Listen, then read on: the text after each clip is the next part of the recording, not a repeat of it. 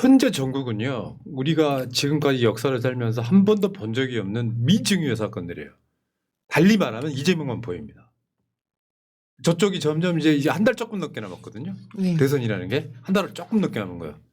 6월 3일이니까 지금 4월 말이니까 한 달 조금 넘게 남았잖아요. 근데 여기에서 누가 치고 올라오지도 못하고 그냥 딱 그 자리에 웬만한 여론조사는 양자가면 다 50이 넘어갑니다. 이제. 자, 오늘 리얼미터 한번 보겠습니다.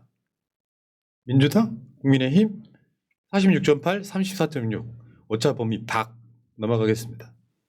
여야 차기 대선 주자 선호도 이건 보십니다. 이게 다자거든요. 이재명 48.5, 김문수 13.4, 홍준표 10.2, 한동훈 9.7, 이준석 4.4, 안철수 2.5, 김동연 1.7, 김경수 1.3인데 그 오른쪽 상단에 보시면은 여야 후보 지지율 총합이라는 게 있잖아요. 야권 후보 총합 56.0, 여권 후보 총합 35.8이니까 20%포인트 이상 차이가 나잖아요. 이게 계속 고착화돼 있어요. 쉽게 표현하면 박스권이에요. 계속해서 똑같은 박스권을 하고 있다.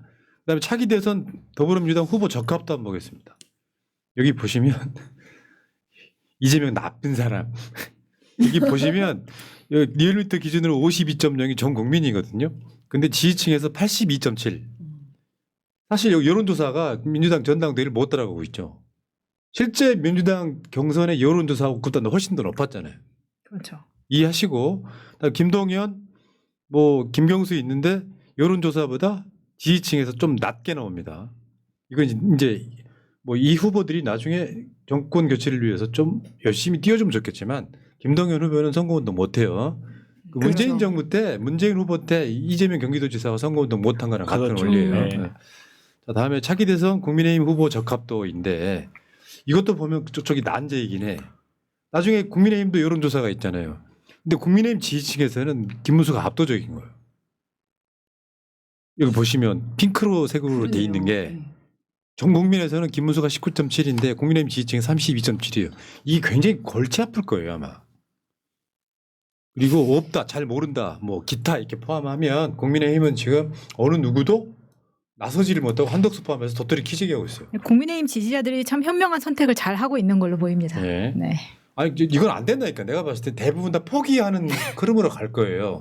다섯 넘을 놓고 봐도 마땅히 찍을 사람 없다고 본인도 느낄 거예요. 그러니까 옛날에 정규재 씨가 그랬잖아요. 국민의힘이 정권을 연장하는 방법은 이재명 후보로 나오는 것이다. 영입. 자, 대선 3자 가상 대결이 있습니다.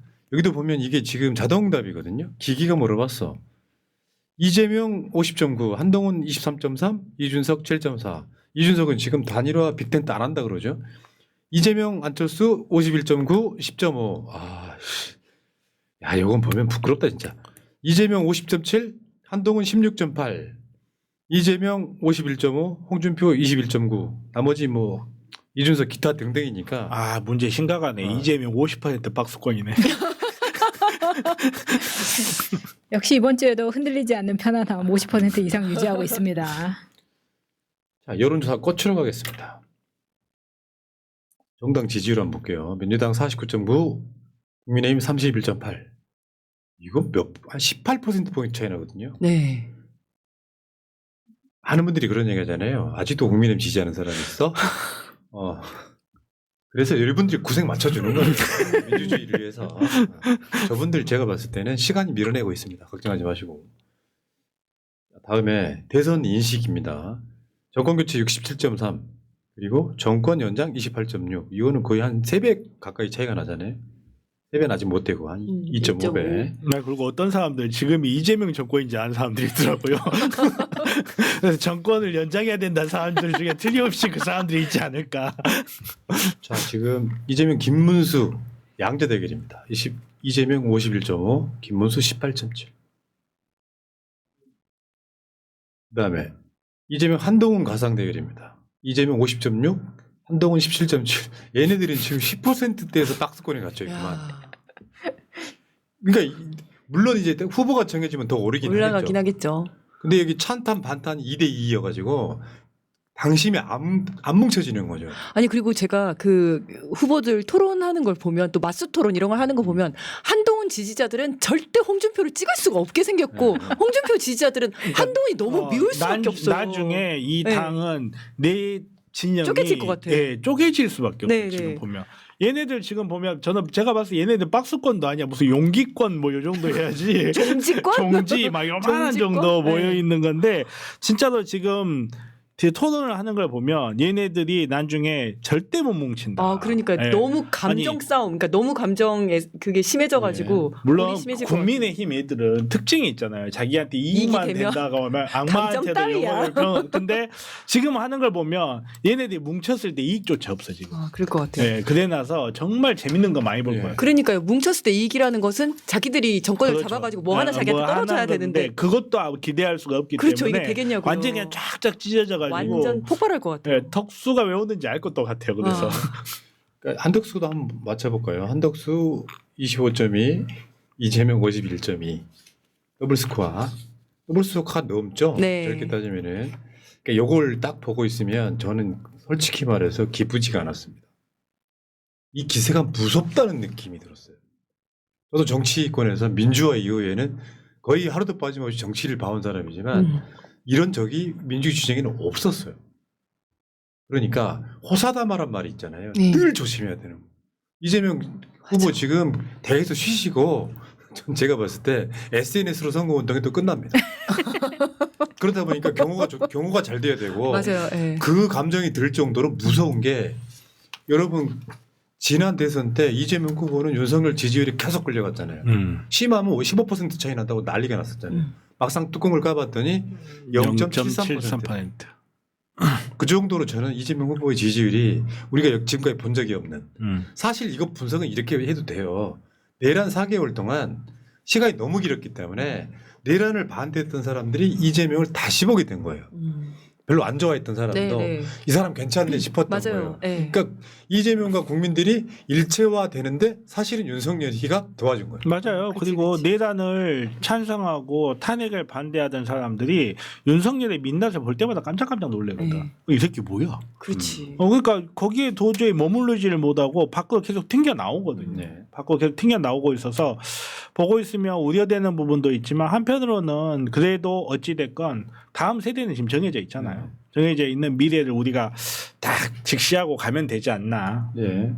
자, 한덕수 대선 출마에 대해서는 어제 KBS는 70%가 넘었던데 부적절 64.9, 적절 28.8이에요.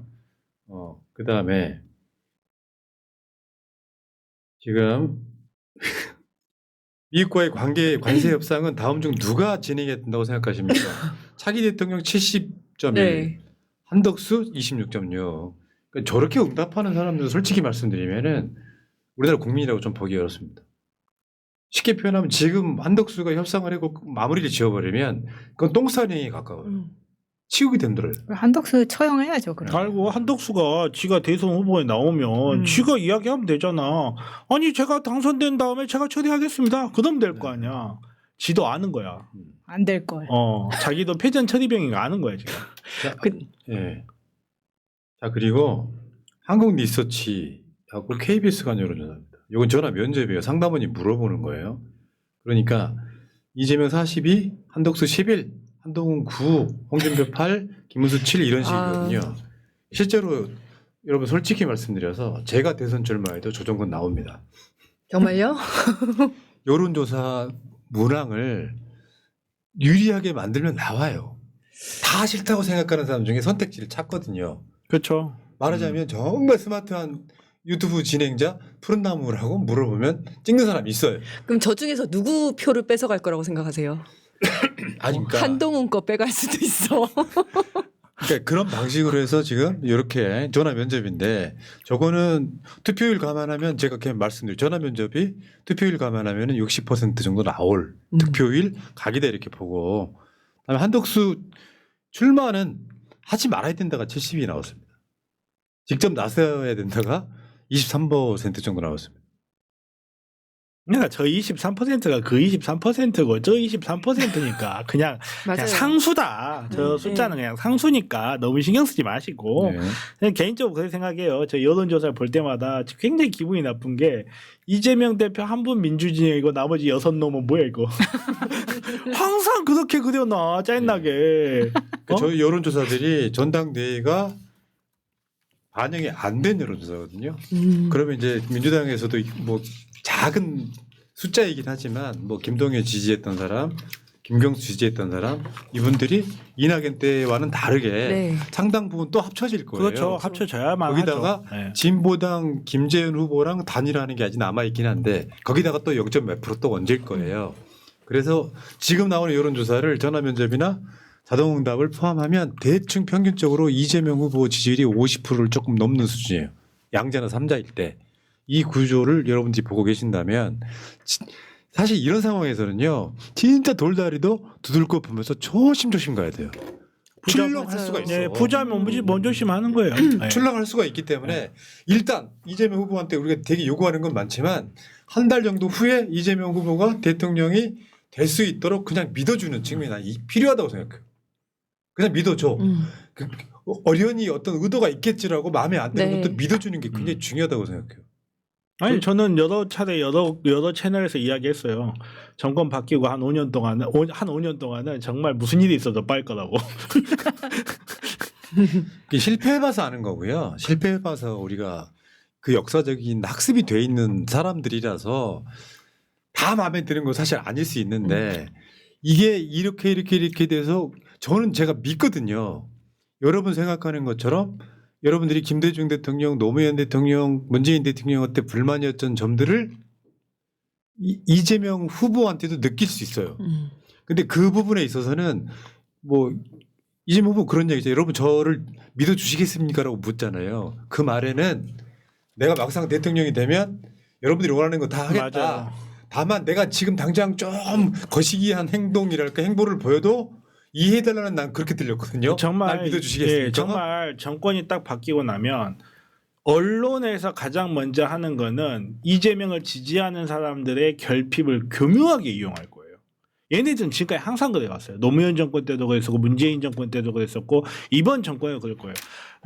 이재명 대표님이 딱 들어오는 순간 윤석열의 모든 흔적이 지워지는 게 아니에요. 윤석열이 쌓아놨던 똥 이거 치우는데도 어마어마한 시간이 걸릴 거고 그리고 윤석열이 그동안 망쳐놨던 경제적 상황이라든지 재정 상황 같은 걸 또 확보를 하기 위해서는 어느 정도 국민들의 희생이 필요할 수도 있는데 그럼 바로 조중동을 위한 언론들에서 이재명 뽑아놨더니 뭐 경제는 더 어렵다부터 시작해가지고 오만 방식으로 갈라치기를 시도할 거거든요. 그리고 그러다 보면 어느 순간에서는 우리의 결핍도 나타날 수밖에 없어요. 그러면 그 결핍을 교묘하게 파고들 텐데 정말 그 결핍을 파고드는 그 순간에 정말 지지하는 사람들은 정신 바짝 차리고 나에게 다소간의 손해가 있다 하더라도 정말 대승적 지지를 확 몰아줘야 돼요. 네.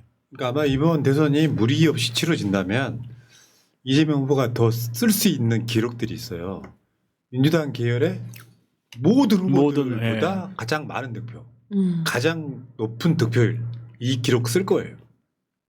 근데 이재명 개인 서사가 사실 윤석열이 이재명을 한편에서 보면 예를 들면 최근에 나온 대장동 뉴스라든지 그전에 선거법 무죄가 나왔다든지 하는 것들이 계속 더해지면서 내가 당한 느낌? 이재명 후보가 당한 느낌이 내가 당한 느낌? 더군다나 여러분 입장 한번 바꿔 생각해 보실래요? 우리 당이 만약에 정반대 상황이라면 우리 당 후보들이 막 지지고 볶았고 코박콩 그러고 막 안 걸린다 그러고 우리는 그러고 있는데 저쪽 당은 무리 없이 너무 잘하고 경선해가지고 있어. 되게 멋있는 그림 네. 만들어놔. 부러워요 안 부러워요? 부럽죠. 그러면 어떤 생각이 드냐면 내가 얘네들 지지자라는 자괴감이 드는 거. 그렇죠. 투표도 안 맞아요. 가요. 투표를 안 가게 되니까. 그러면 우리는 득표율이 더 올라가죠. 네. 한동훈 지지했던 사람은 홍준표가 되면 투표를 안 갑니다. 그럼요. 그러니까 이 요즘은 이제 샤이 보수가 아니라 쉐인 보수라고 하더라고요. 샤이 보수는 내가 보수지만 보수인 걸 숨기고 가서 몰래 보수한테 투표한 사람을 샤이 보수라고 한다면 쉐인 보수는 스스로 부끄러운 줄 아는 보수라는 거예요. 부끄러워서 투표를 못 한다는 거예요. 제가 요즘 하고 네. 있는 작업이 그겁니다. 아, 그거예요? 일찍 친구들한테 야 진짜 홍준표 한동훈한테 너무하더라. 갈라치기 하는 거. 아니 둘이는 미워할 수밖에 없더라. 둘이 스타일이 너무 다르고 어떻게 그렇게 주말에 커피 정말. 한잔으로 커피숍에 갔는데 뒷자리에 앉은 아줌마들 그 이야기하고 있는 거야. 그게 표현이 도움된다고 생각해요? 시청률을 높일 수 있어. 예.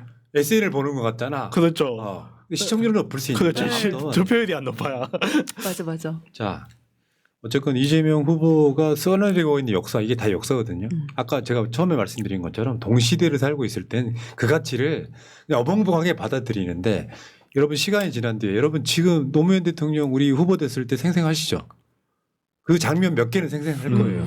시간 지났을 때 아 그런 가치가 있었구나라고 느끼시는 것처럼 그러니까 노무현 대통령은 결론적으로 왜 정권을 뺏겼냐면요. 대상화 때문에 그래요. 노무현 대통령이 나중에 이제 협치 이런 걸로 해갖고 뭐 거국내가 네, 돼가지고 네. 야 너 그러라고 뽑아줬어? 하면서 노무현을 찍었던 상당수가 표를 빼버리거든요. 4대 입법 개혁 실패하고 이런 과정에서 이제 저 같은 경우는 노사모였기 때문에 끝까지 믿어보자 주의였지만 다른 사람들 노무현을 찍었던 내 친구들은 다 역했던 그러다 보니까 지지율이 막 급전직하하잖아요. 저는 이재명 후보는 굉장히 영리하게 잘할 거라고 생각해요. 예, 그렇게 생각해요. 저는 진짜 개인적으로 잊혀지지 않는 게 하나 있는데 저는 이제 예전에 사진 찍는 걸 되게 좋아했어요. 사진 잡지에 어떤 게 나온 적이 있냐면 그때 이제 노무현 대통령님께서 그 파병을 결정할 네. 때였어요. 근데 거기에 정말 정말 저주에 가까운 글이 올라온 적이 있어요. 내가 노사모 하면서 노무현을 대통령으로 만들어놨더니 대통령이라는 자가 한국의 젊은이들을 해외에 파병을 시켰다 하면서 내 손가락을 자르고 싶었다. 막 그런 저주에 가까운 글이. 사실 근데 정치와 국제관계라는 게 그런 거거든요. 본질적으로. 여기까지. 자 KSY도 대충 흐름은 비슷합니다. 이거는 자동응답이에요. 자, 여러분 이렇게 보시면은 자동응답과 전화면접 통틀어 가지고 평균적으로 이재명 후보 지지율은 50%쯤 나오고 있습니다. 더 상승 가능성이 좀 있어요. 이재명 후보는 민주 진보 블록에서 나머지는 한번 지켜보시자고요. 저 오합주들들이 어디까지 가는지 한번 지켜보시겠습니다. 자, 개봉 돌림. 여기서부터. 전찬우님, 저는 전남 보성에서 사는 호남인입니다. 경선 투표일 날 카톡 메시지 보자마자 투표했습니다. 잘하셨어요. 이재명 뽑음. 정권이 빨리 바뀌길 바라는 마음이 큽니다. 민주주의를 수호하는 새날 가족분들 화이팅 하셨고요. 개봉 돌림. 대선 지고 후보님한테 개딸만 있는 게 아니고 아들들도 있다고 꼭 지켜드리겠다고 DM 했는데 답장 주셨던 게 생각나네요. 와. 이날을 위해 당비 꼬박꼬박 냈습니다. 늘 패가 될까 멀리서만 지켜봤는데 이젠 진짜 멀리서만 지켜봐야겠네요. 와. 고생하셨다고 손 한번 잡아드리고 싶지만 참아해 주셨습니다.